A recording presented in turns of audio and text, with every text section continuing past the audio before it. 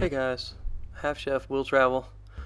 Hot off of our Brunoise prep video, we're going to do some hash browns for breakfast. So we're going to start with some water. We got a salt box with an M on it for me or mine or Mason, whichever.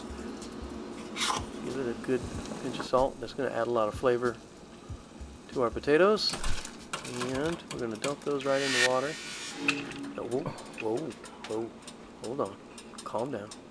Stabilize. How's that for drama? Alright, potatoes in the water. We're going to bring that back up to a boil. And we're going to leave it go for 2 to 3 minutes and give it a par cook.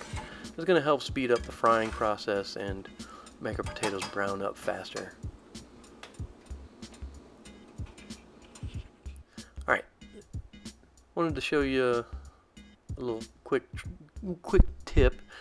And when you drain your potatoes or your vegetables or your pastas or your rices, but most especially pasta, make sure to give it a quick shock, quick rinse of cold water. Just because you took it out of the hot water and off the burner does not mean it stopped cooking. It's still hot. So especially pasta, you start with something al dente when you put it in the drainer, and 2 minutes later you come back and you've got el musho. So make sure to give it a good quick shock. These are not quite done potatoes, but they're getting there. Alright, we're going to prep a leek. I wanted to show you guys a leek because a lot of people don't know how to use a leek.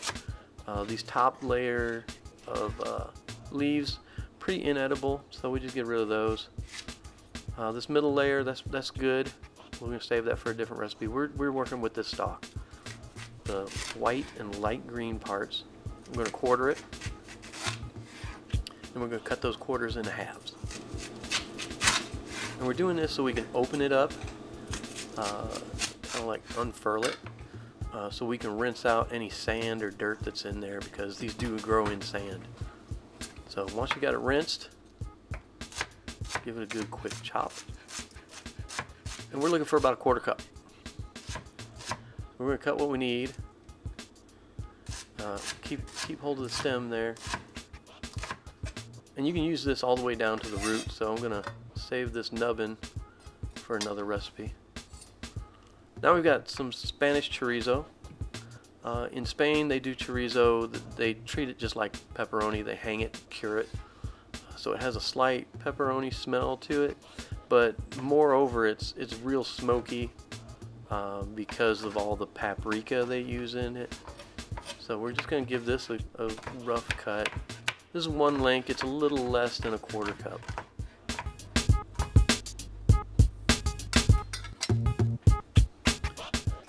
And our fancy French word of the day will be lardon.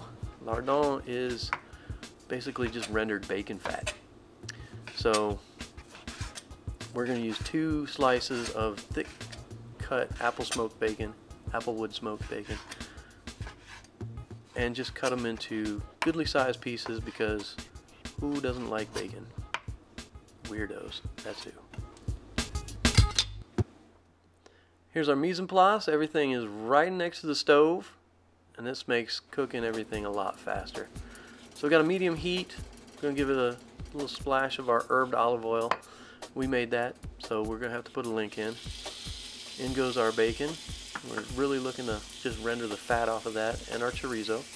That's in there for flavor. Both of these are in for flavor, but we're really looking to render some of that bacon fat because we're cheap and we want to use that to cook in. It's a lot of flavor, and you don't want to waste that. So we'll give this a stir, and we'll come back to it in a minute or two when it browns up a bit.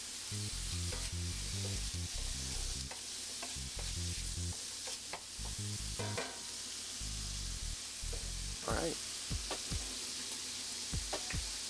let that render and come back when it's browned up like this, and you'll see there's a pink tint to everything. That's just that paprika from that chorizo. Alright, we're going to add in about a tablespoon, maybe a tablespoon and a half of garlic butter. We made this too, so more links, more for me to do. And we're going to give that about, like I said, a little over a tablespoon and a half maybe. And just let that melt. That's going to bring a lot of flavor to the party. And once that's melted down, we're going to hit it with our 1/4 cup of leeks, same amount of onion, 1/4 cup of onion, and same amount of green bell pepper, 1/4 cup. And these are medium diced, not super fine, but not super huge. And now we're going to sweat these down, just get some of the moisture out of them. We're not looking to cook them or get them brown. We're just looking to sweat them down a little bit, because we're going to get the potatoes in here, and all of this is going to keep cooking with the potatoes. We're not going to take any of these flavors out of the pan. We're just going to leave them in there. And a quick word about cast iron. Cast iron is the best when you have an electric stove, because it keeps the heat and keeps it evenly distributed, and it holds it. So now, reverse angle. We're going to go with about 2 teaspoons of jalapeno minced, and that is 2 large cloves, maybe a little less than a tablespoon of minced garlic. We're putting these in a little later because we don't want them to burn up. When you mince it, it's real small. It cooks really fast. And again, I can't say enough about cast iron. You should get some. We're going picture in picture here so we can get a really cool shot of the excitement of our potatoes going in the pan. Potatoes hitting a hot cast iron pan is exciting to me, so that tells you where my life is going. Alright, now we're going to come in with some herb salt. We made that. Another link. More for me to do. But it's just reinforcing that we're building upon all the things that we've already done.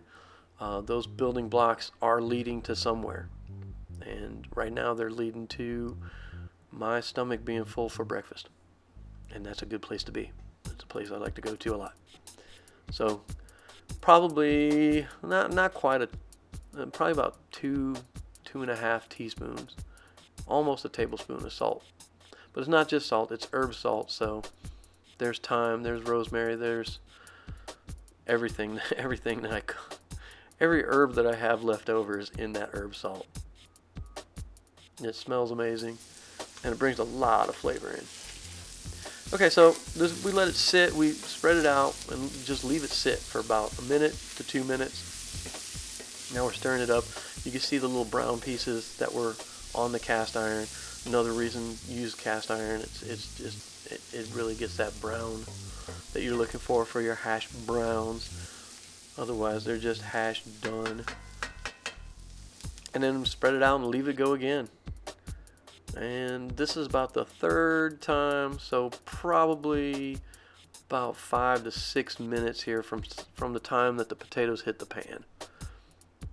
Giving them another stir, seeing how things are going. It's looking pretty good. So we're going to go with our herbs, fresh cut herbs. That's a teaspoon parsley and a teaspoon of thyme that we chopped up real fine. And again, we're putting them in close to the end because we want to be able to see them as like nice little flecks of green. They're going to bring a little bit of color, a little pop to the potatoes. And you don't want them to overcook. You want that flavor throughout. That's why we give it a good stir. Now we're going with a 1/4 cup of grated Parmesan. Grate it yourself.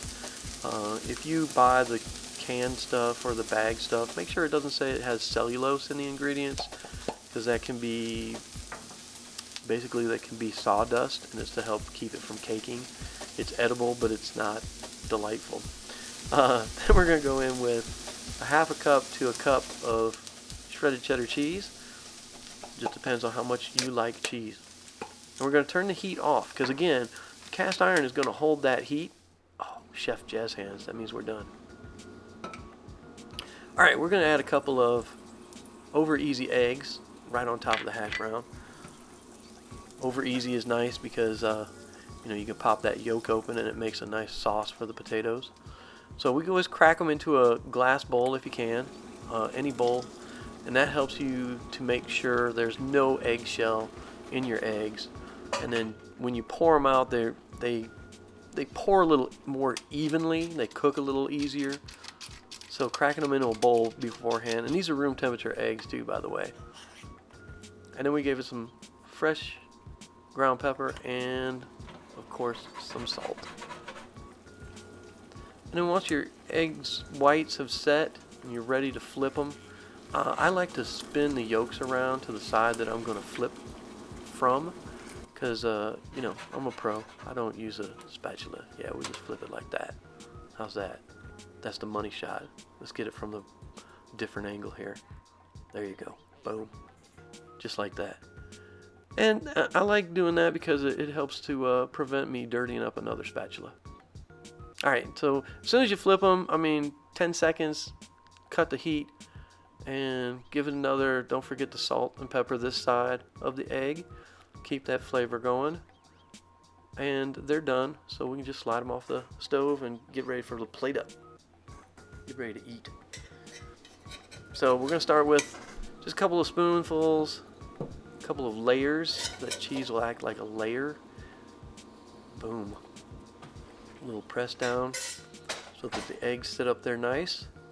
Here come our eggs. Over easy. Look nice. And then we're going to give it a little sprinkle of chopped parsley. Like so. And then we're going to fade to white as we go fill our mouth. Stick around for a second because I want to show you one other thing. So here's the first two eggs I tried to over easy. Watch that top yolk. Looks good, looks good. Oh, it's spreading. What happened? Now these are edible, but they're not something to be proud of. They're not something I wanted in the final video, but I did want you to see that not everything is perfect. I mean, you get camera bumps, you get broken yolks, and there's no reason for this yolk to be broken. I literally did the exact same thing I did in the video, but the first set, just that egg yolk decided it didn't want to sit there. Now don't get me wrong, I still ate these sad things. I mean, they're edible. And you know what they say, if at first you don't succeed, reach for the camera and cut the feed. Alright guys, thanks for watching. As usual, like, share, subscribe, ring that bell, do your thing.